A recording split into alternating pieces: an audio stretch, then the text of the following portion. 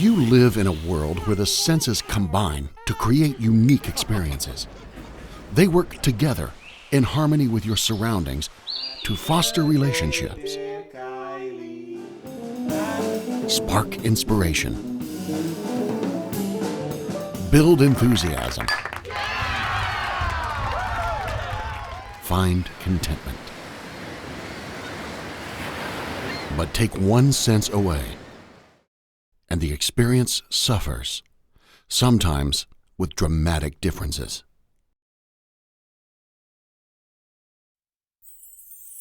For 30 years, the Ear Research Foundation at the Silverstein Institute has been instrumental in restoring the hearing of thousands of people throughout the world, opening a new way to find harmony in their lives.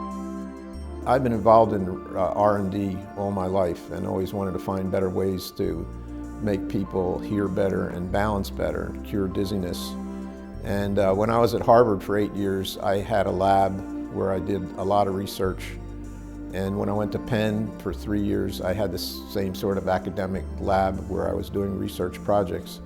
I wanted to continue my research efforts in a private setting, and so I started the Ear Research Foundation in '79.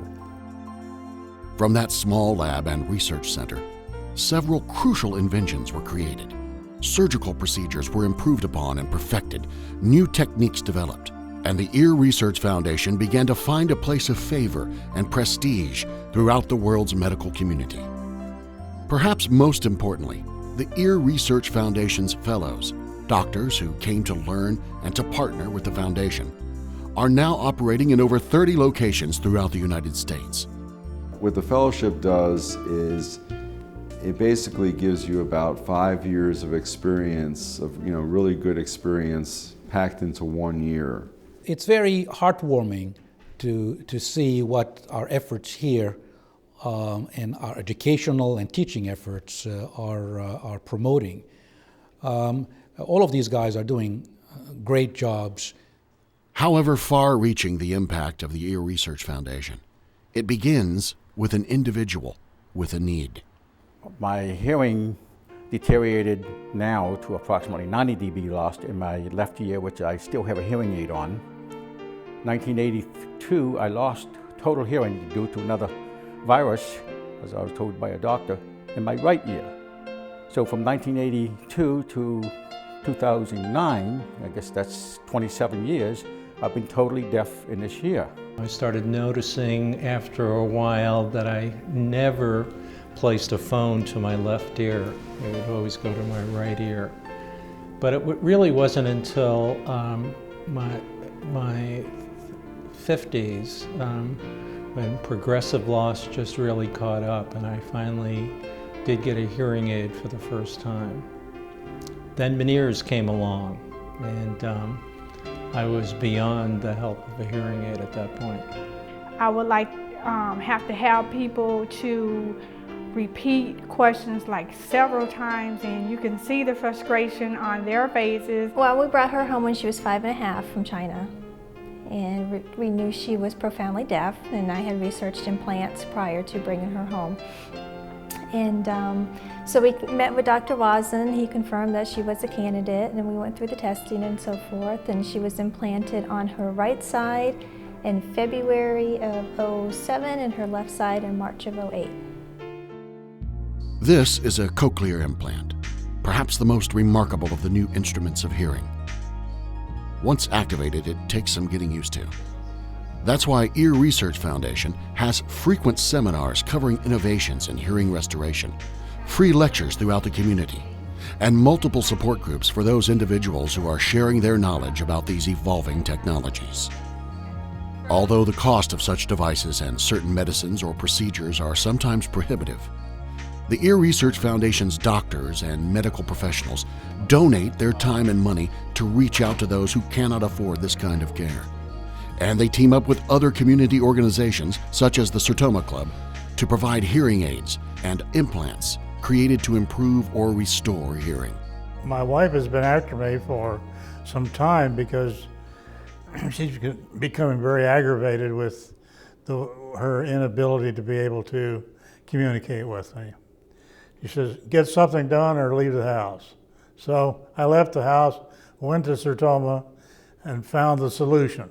We really try to focus our indigent care and the hearing screenings and the hearing aids and the different programs right here locally in the Sarasota community. Not to say that if we had a cochlear implant child from somewhere else that could come to Sarasota for treatment, that we wouldn't look to help that child. But for the most part, we focus those efforts locally. So education and research is more international, and then the treatment side is more local. The doctors at the Ear Research Foundation understand that the sooner they can find a problem with hearing, the more likely the renewal. That's why preschool and school hearing screenings are set up consistently throughout the region. Many people simply don't know that there is a solution for their hearing loss. That's why community education is so important, and why Ear Research Foundation brings its message to the public so often and through so many channels. Today, with an effective infrastructure built on 30 years of study, development, innovation, and compassion, the Ear Research Foundation is poised to move forward with a new intensity. We're having a lot of research into implantable devices to make people hear. Instead of having a hearing aid hanging outside, we'll have, in the future, there'll be implantable hearing aids, and we'll be involved with working on that. The Ear Research Foundation will also expand the compassionate outreach to those who cannot afford hearing devices, such as the cochlear implants or the Baha devices or other hearing aids. And the community education and screening will increase to include an even larger area and more young students and older adults. I think the biggest thing is that it continues to be on the cutting edge. At this particular point with Herb and I would say his passion, along with Seth and Jack, they just do things differently, they think differently. You're able to, instead of provide, 1 to 2 $30,000 to $40,000 surgeries per year for people that can't afford them, how about 10 to 20? Something like that. You're giving money and you see the direct benefit immediately medically. I mean, how much more powerful can you get than that? The children's faces and how they light up when they hear sound for the first time. It's like the whole world has opened up to them. It's very exciting. Helen Keller's quote, "When you lose your eyesight, you lose things. When you lose your hearing, you lose people," continually resounds through the hallways and labs of the Ear Research Foundation. That's why we're not only continuing this good work, we're expanding to do even more. Because no one with a hearing loss should continue to suffer in silence.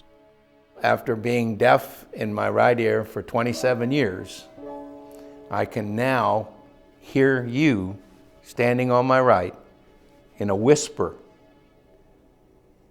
And it's changed my life.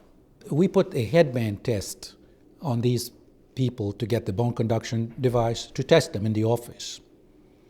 And more often than not, there are tears of joy of, oh my God, I can hear. When can you do that? So it is a very emotional thing. Hearing is something that we all take for granted. And it just takes interaction with people who had it and who have lost it and who could get it back to realize the miracle of science and what technology today can do to restore the lost hearing. Although my hearing over the years, since 1952 all the way up to 2009, has deteriorated, the state of technology has made my hearing better than it was when I first got my first hearing aid in 1952. It has changed my life, but by having the hearing aid, most definitely. I had been searching for a way out of my deaf world until I moved to Sarasota. I was introduced to Dr. Silverstein, and he was the first to introduce me to the opportunity of an implant. And I suddenly joined the hearing world again. This is an amazing device. She was activated about 4 to 5 weeks after she received her implant. And the first thing that she heard was, "Leah, can you hear me?" And then she started crying. I found very strange. Leah. Hi, baby. You heard me. You heard Mama. It's okay, sweetie. And that was it. That was the beginning. Very good. You're welcome. Yes. She's doing good. Please visit our website at earsinus.com and learn more about the Ear Research Foundation at the Silverstein Institute. There, you'll find comprehensive information about hearing loss and how we correct it.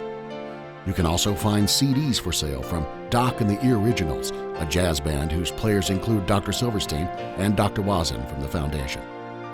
You can also call us to schedule a tour of our facility to experience firsthand the compassionate care we provide for our patients.